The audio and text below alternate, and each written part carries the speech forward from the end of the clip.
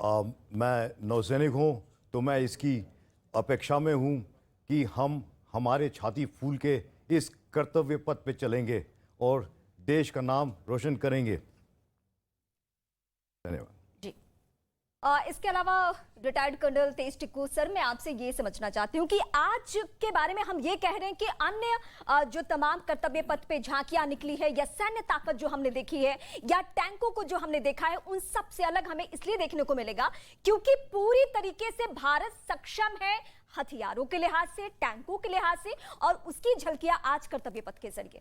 देखिए, ये एक बहुत ही ऐतिहासिक दिन होगा आज कई वजहों से। सबसे पहली बार इस परेड के अंदर जो भी इक्विपमेंट, जो भी आर्मामेंट, जो भी एयरक्राफ्ट, ग्राउंड ट्रूप्स का जितने भी हेवी आर्मर है या मैकेनाइज्ड इन्फेंट्री है या गन्स है आर्टिलरी के, सब इंडिजिनसली प्रिपेयर हुआ, मतलब हिंदुस्तान में बना हुआ है। मैं आपको एक उदाहरण देता हूँ। पहले हम जो फायरिंग होती है, जब गन सल्यूट होता है, प्रेसिडेंट जब आते हैं मंच के ऊपर, वो हम 25 पाउंडर यूज़ करते थे, लेकिन पहली बार हम 105 millimetre Indian field gun use कर रहे हैं। तो यहाँ से लेकर जो हमारे टैंक हैं और जो हमारे मैकेनाइज्ड इन्फेंट्री है, जो हमारे आपके रडार इक्विपमेंट दिखेगा, हर एक चीज़ भारत में बनी हुई है।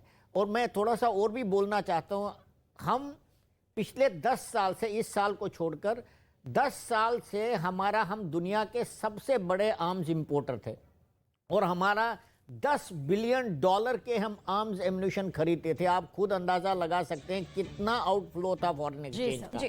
तो अब कम से कम 235 ऐसी इक्विपमेंट और ऐसी स्पेयर पार्ट्स है जो हमने बैन करी है इंपोर्ट करना, और वो देश में बन रही हैं। तो ये बहुत बड़ी बात है, क्योंकि अब आप इतना फॉरेन एक्सचेंज बचाएंगे, लेकिन इससे भी ज़्यादा ज़रूरी है जब जंग के टाइम में अगर ऐसी स्थिति आई तो आपके पास अपना इक्विपमेंट होगा, आपने किसी के पास जाना नहीं होगा मांगने के लिए जो आपको ब्लैकमेल भी कर सकता हो। तो ये बहुत बड़ी बात है। दूसरी बात मैं ये कहना चाहता हूँ कि कई सालों के बाद इजिप्शियन प्रेसिडेंट साहब जो हैं हमारे इस मौके पर एक अतिथि बनकर आ रहे हैं, और आपने देखा होगा जब प्रेसिडेंट नासिर साहब थे वहाँ पर हुकूमत कर रहे, आज से कई साल पहले, 30-40 साल हो गए तब, और उस टाइम के जवाहरलाल नेहरू और नासिर साहब और प्रेसिडेंट टिटू के बीच में इतना ज़बरदस्त समन्वय था कि नॉन अलाइन मूवमेंट के वो लाइट्स बताए जाते थे। और उसके बाद रिलेशनशिप में थोड़ा सा गैप आ गया, लेकिन ये बहुत अच्छी बात है क्योंकि इजिप्ट जो है पूरी दुनिया में, भारत और इजिप्ट सबसे ओल्ड सिविलाइजेशन है, और ये बहुत बहुत बड़ी बात है क्योंकि इजिप्ट जो है मिडिल ईस्ट का सबसे तीसरा पॉपुलस स्टेट, सबसे पॉपुलर स्टेट है और तीसरी बड़ी इकोनॉमी है, और बहुत महत्व है इसका। तो ये दो चीज़ें जो हैं इस गणतंत्र दिवस के समारोह को एक स्पेशल समारोह बना रही हैं। प्रदीप जी, यहाँ पर आपसे भी जानना चाहेंगे क्योंकि आपने हर एक तस्वीर को पूरे देश के सामने बखूबी उतारा है। आपके शब्दों के जरिए वो समझ पाए हैं कि संविधान का होना, उसका मसौदा सामने आना, और ये जो भी पूरी प्रक्रिया होती है वो महज देखने भर की नहीं बल्कि इसके महसूस करना, और इसे महसूस कर कर ये समझना कि ये हिंदुस्तान से किस तरह से जुड़ा हुआ है। पिछले 10 सालों में आप सबसे ज्यादा बदलाव, बड़ा बदलाव किसे मानते हैं, और इस बार के गणतंत्र दिवस के समारोह को आप किस नजरिए से देख रहे हैं? क्या बड़ा बदलाव आपके हिसाब से? देखिए, जैसा अभी इन्होंने कहा कि हमारे जो जितने भी हथियार हैं उस मामले में हम आत्मनिर्भर हैं, बल्कि हम निर्यात भी कर रहे हैं। पहली बात तो ये है, और जो 21 तोपों की सलामी दी जाती है उसमें भी इस बार स्वदेशी हमारी गन्स इस्तेमाल की जा रही हैं, और जो ब्रिटिश हमारे थे उनको हमने रिप्लेस किया है।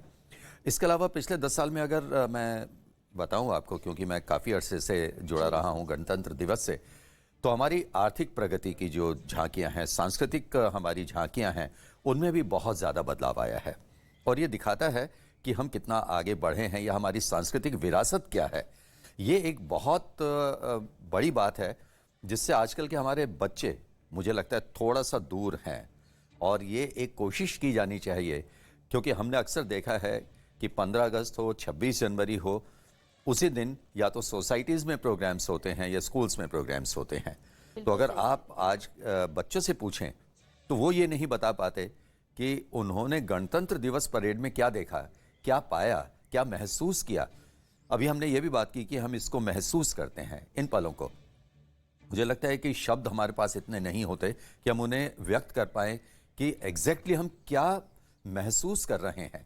तो ये महसूस करवाना बहुत जरूरी है, बच्चों को भी, हमारे युवाओं को भी। कि ये महज झांकियां नहीं बल्कि हिंदुस्तान की बिल्कुल। गौरव गाथा है। और जब आप कर्तव्य पथ पर आज की भी परेड देखेंगे तो आपको ये महसूस होगा, जब एक एक झांकी निकलती है या हमारे जो मार्चिंग दस्ते हैं वो निकलते हैं, टैंक्स निकलते हैं, और दूसरी जितनी भी हमारी उपलब्धियां हैं, जब वो कर्तव्य पथ पर निकलती हैं तो उस वक्त मन में सिर्फ यही आता है कि वाह, ये है हमारा भारत। और सबसे रोमांचक रहता है फ्लाई पास्ट, जिसका मुझे लगता है कि हर देशवासी इंतजार करता है। और सांस रोक देने वाले करतब जब हम देखते हैं तो उस वक्त खुद ब खुद हमारे हाथ तालियां बजाने पर मजबूर हो जाते हैं और हमारा सीना गर्व से और फूल जाता है।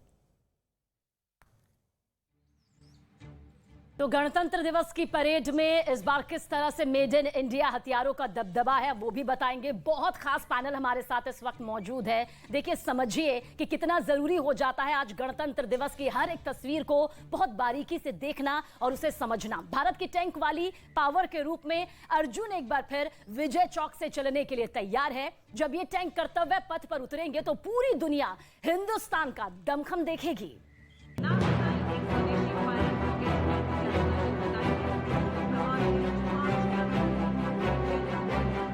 2023 में अर्जुन ने अकेले इस परेड में बड़े हथियारों की कमान संभाली है।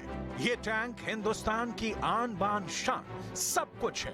पूरी तरह से भारत में तैयार इस टैंक के साथ भारत की फौलादी धमाकों वाली पावर कैसी है, दुश्मन इससे क्यों घबराता है, क्यों 1965 से लेकर 1971 इनके धमाकों की कहानी लाहौर से लेकर मुल्तान तक मशहूर है।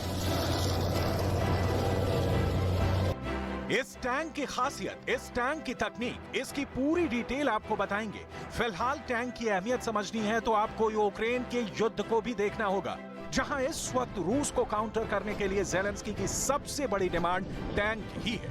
टैंक आज के दौर में युद्ध में भी बड़ी भूमिका निभा रहे हैं और अर्जुन को भी इसी नजरिए के साथ और मजबूत बनाया जा रहा है। भारत का अर्जुन टैंक 70 किलोमीटर प्रति घंटा की रफ्तार से चल सकता है। ऊबड़ खाबड़ रास्ते पर इसकी अधिकतम स्पीड 40 किलोमीटर प्रति घंटा की है। वजन 60 टन से भी कम है और ये टैंक हर मिनट 6 से 8 राउंड यानी गोले फायर कर सकता है।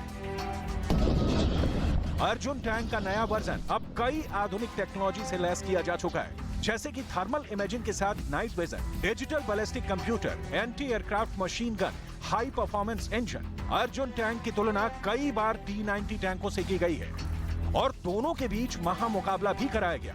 राजस्थान के फ्रंट यानी रेगिस्तान वाले इलाके में इस टैंक ने T-90 से भी बेहतर प्रदर्शन करके दिखाया है। भारत के पास 4000 से ज्यादा टैंक हैं और इनमें सबसे ज्यादा तादाद T-72 टैंक की है, यानी करीब 2500। भारत के पास करीब 1500 T-90 टैंक हैं, जबकि अर्जुन टैंक की तादाद 124 से 150 के आसपास है।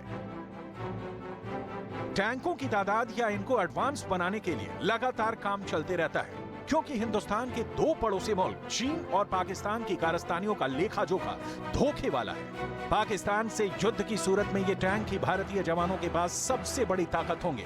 हालांकि चीन के साथ युद्ध के लिए भारत को हल्के यानी करीब 35 टन वाले टैंक की जरूरत है, जो LAC के आसपास इलाकों में ऑपरेट कर सके।